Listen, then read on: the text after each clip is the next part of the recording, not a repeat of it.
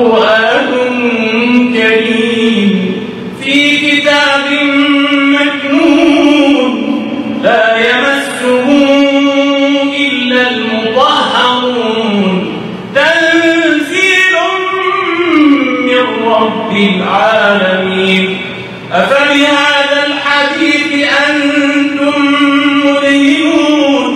وتجعلون رزقكم أنكم تكذبون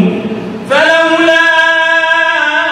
إذا بلغت الحلقوم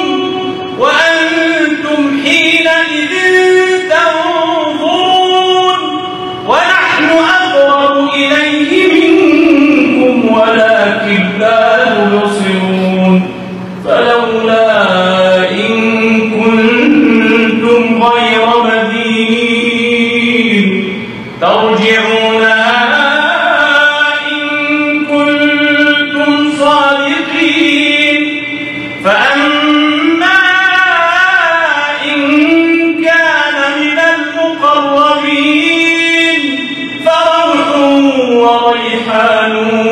وجنة نعيم وأما إن كان من أصحاب اليمين فسلام لك من أصحاب اليمين وأما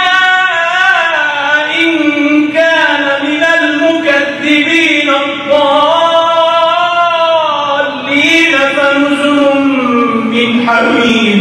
وتصلية جحيم إن هذا لهو حق اليقين فسبح باسم ربك العظيم.